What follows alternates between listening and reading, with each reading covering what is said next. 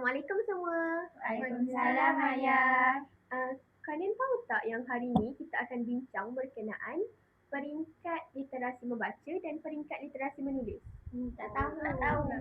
Okey, tak apa. Saya ada satu situasi yang boleh kita huraikan berkenaan literasi ni. Berdasarkan situasi yang diberikan, murid tahun 2 ni, dia boleh membaca ayat mudah dengan lancar tapi tidak dapat menjawab soalan yang diberikan. Maksudnya macam dia sekadar baca, memang baca je.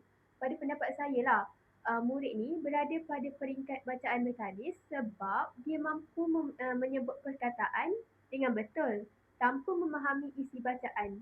Contohnya macam Ali membaca buku, dia boleh sebut Ali membaca buku, tetapi dia tak faham apa itu Ali membaca buku. Macam mana dengan awak, Dania? Saya setuju. Apa yang awak cakap tadi tu memang bacaan mekanis. Sebab bacaan mekanis ni bermaksud murid menguasai kemahiran teknikal seperti sebutan dan kelancaran. Namun, murid tersebut belum mencapai peringkat mentalis iaitu peringkat yang dia dapat faham dan mentafsir maklumat daripada teks yang dibaca. Seperti yang Ayah cakap tadi, Ali boleh membaca apa yang ditulis tetapi tidak faham apa yang dibaca tu. Okey, saya pula. Dari segi penulisan kita, murid itu tidak dapat untuk menulis ayat yang lengkap.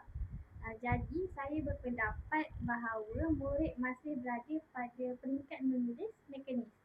Sebab apa? Sebab murid belum menguasai sepenuhnya untuk membina struktur ayat yang lengkap seperti subjek dan predikat. Dia masih tidak tahu untuk buat ayat yang lengkap dan betul.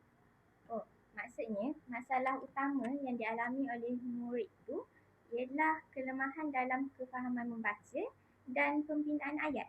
Jadi, terdapat jurang antara kemahiran membaca secara teknikal dengan kebolehan memahami dan melahirkan idea secara bertulis.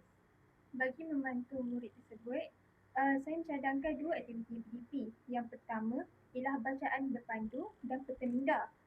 Murid membaca teks pendek dan menganalisis isi penting berdasarkan formula apa, di mana dan siapa sebelum menjawab soalan. Yang kedua ialah guru boleh menjalankan aktiviti bina ayat berdasarkan gambar. Murid melihat gambar, kemudian menggunakan formula apa, di mana dan siapa untuk membina sesuatu ayat. Jadi dalam aktiviti ini, guru boleh menggunakan bahan seperti buku bergambar dan kad kosakata. Oh, faham Alin? Kalian semua faham tak apa yang Alin terangkan? Faham? Okey, baiklah. Kesimpulannya, murid tersebut bermaksud berada pada tahap mekanis dari segi penulisan dan bacaan. Jadi, kita ni sebagai guru dan guru pelatih perlu merancang aktiviti yang sesuai dengan murid tersebut. Maksudnya, kita perlu merancang aktiviti seperti yang dinyatakan oleh Alin tadi supaya kita dapat membantu murid tersebut dari tahap mekanis ke tahap mentalis atau pelahiran. Macam tu. Jadi, saya rasa setakat ni je lah kita punya perbincangan. Betul tak? Betul.